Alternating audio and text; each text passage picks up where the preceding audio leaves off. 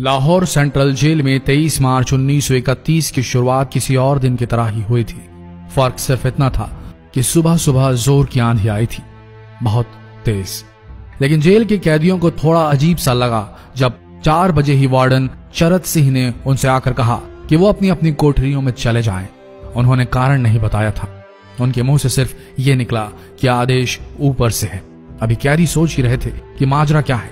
Jail का नाई बरकत हर कमरे के सामने फुसफुसाते हुए गुजरा कि आज रात भगत सिंह, राजगुरु और सुखदेव को फांसी दी जाने वाली है। उस क्षण की निश्चिंता ने उनको झकझोर कर रख दिया। कैदियों ने बरकत से मनुहार की कि वो फांसी के बाद भगत सिंह की कोई भी चीज जैसे पेन, कंघा या घड़ी उन्हें ला कर दें ताकि वो अपने पोते पोतियों को बता सकें कि कभी वो भी भगत सिंह के साथ जेल में बंद थे। बरकत भगत सिंह की कोठरी में गया और वहां से उनका पेन और कंघा ले आया। सारे कैदियों में होड़ लग गई कि किसका उस पर अधिकार हो। आखिर में ड्रॉ निकाला गया, लाहौर कॉन्स्पिरेसी केस। अब सब कैदी चुप हो चले थे। उनकी निगाहें उनकी कोठरी से गुजरने वाले रास्ते पर लगी हुई थी। भगत सिंह उनके साथ फांसी पर लटकाए जाने के लिए उसी रास्ते से गुजरने वाले थे। एक बार पहले जब भगत सिंह उसी रास्ते से ले जाए जा रहे थे तो पंजाब कांग्रेस के नेता भीमसेन सच्चर ने आवाज ऊंची कर उनसे पूछा था, आप और आपके साथियों ने लाहौर कॉन्स्पिरेसी केस में अपना बचाव क्यों नहीं किया? भगत सिंह का जवाब था, इनकलाबियों को मरना ही होता है क्योंकि उनके मरने से ही उनका अभियान मजबूत होता है, अदालत में अपील से नहीं। वार्डन चरत सिंह भगत सिंह के खैर ख्वाह थे और अपनी तरफ से जो कुछ बन पड़ता था उनके लिए किया करते थे। उनकी वजह से ही लाहौर की द्वारकादास लाइब्रेरी से भगत सिंह के लिए किताबें निकलकर जेल के अंदर आ पाती थी। भगत सिंह की जेल की जिंदगी काफी कठिन थी। किताबें पढ़ने का शौक हो चला था उन्हें कि एक बार उन्होंने अपने स्कूल के साथी जयदेव कपूर को लिखा था कि वो उनके लिए कार्ल लिब्नेख्त की मिलिट्रिज्म, लेनिन की लेफ्ट विंग कम्युनिज्म और ऑप्टन सिंक्लेयर का उपन्यास द स्पाई कुलबीर के जरिए भिजवाएं। भगत सिंह जेल की कठिन जिंदगी के आदी हो चले थे। उनकी कोठरी नंबर 14 का फर्श पक्का नहीं था, उस पर घास उगी हुई थी। कोठरी में बस इतनी ही जगह थी कि उनका 5 फुट 10 इंच का शरीर बमुश्किल उसमें लेट पाए। भगत सिंह को फांसी दिए जाने से 2 घंटे पहले उनके वकील प्राणनाथ मेहता उनसे मिलने पहुंचे। मेहता ने बाद में लिखा कि भगत सिंह अपनी छोटी सी कोठरी में पिंजड़े में बंद शेर की तरह चक्कर लगा रहे थे। इनकलाब जिंदाबाद। उन्होंने मुस्कुराकर मेहता को स्वागत किया और पूछा कि आप मेरी किताब रिवोल्यूशनरी लेनिन लाए या नहीं।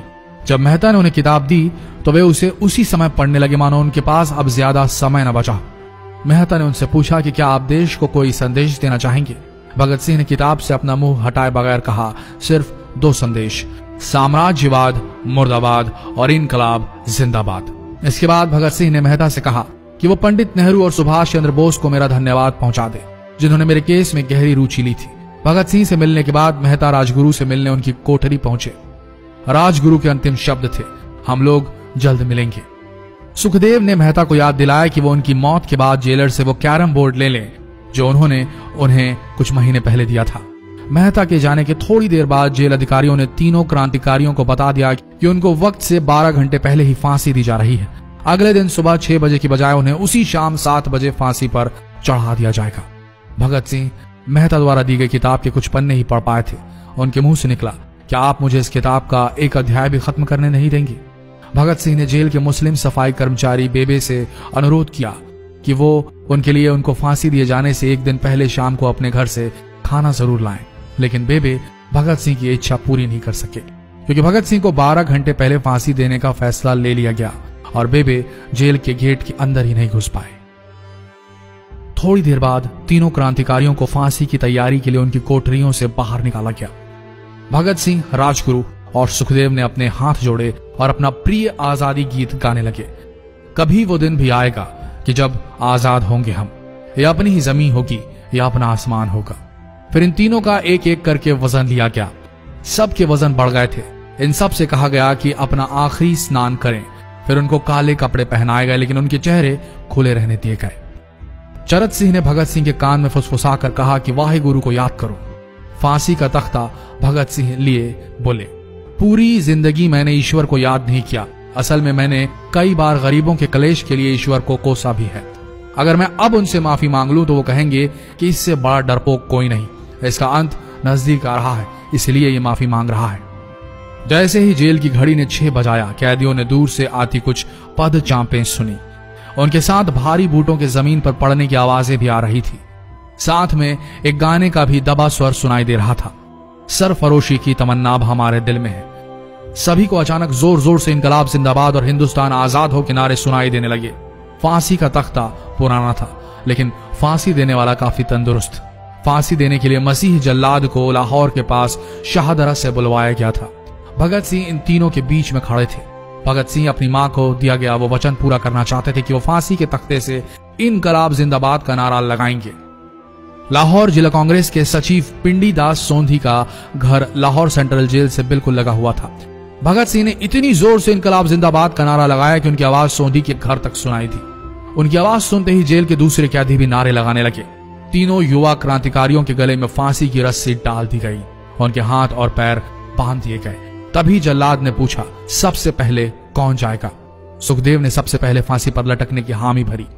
जल्लाद ने एक एक कर रस्सियां खींची और उनके पैरों के नीचे लगे तख्तों को पैर मारकर हटा दिया। काफी देर तक उनके शव तख्तों से लटकते रहे। अंत में उन्हें नीचे उतारा गया और वहां मौजूद डॉक्टरों लेफ्टिनेंट कर्नल जे नेल्सन और लेफ्टिनेंट कर्नल NS सोंधी ने उन्हें मृत घोषित किया।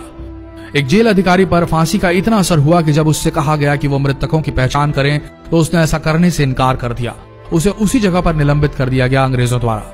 एक जूनियर अफसर ने यह काम अंजाम दिया। पहले योजना थी कि इन सब का अंतिम संस्कार जेल के अंदर ही किया जाएगा, लेकिन फिर यह विचार त्यागना पड़ा जब अधिकारियों को आभास हुआ कि जेल से धुआं उठते देख बाहर खड़ी भीड़ जेल पर हमला कर सकती है। इसलिए जेल की पिछली दीवार तोड़ी गई। उसी रास्ते से ट्रक जेल के अंदर लाया गया और उस पर बहुत अपमानजनक तरीके से उन शवों को एक सामान की तरह लाद दिया गया।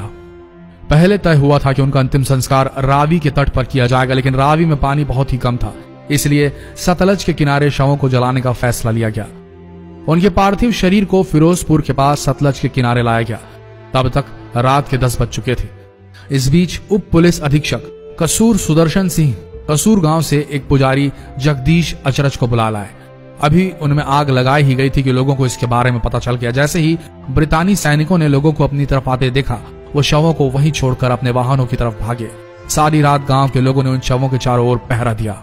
अगले दिन दोपहर के आसपास जिला मजिस्ट्रेट की दस्तखत के साथ लाहौर के कई इलाकों में नोटिस चिपकाया गया, जिसमें बताया गया कि भगत सिंह, सुखदेव और राजगुरु का सतलज के किनारे हिंदू सिख रीति से अंतिम संस्कार कर दिया गया है। तो ये थे भगत सिंह की जिंदगी के वो 12 आखिरी घंटे।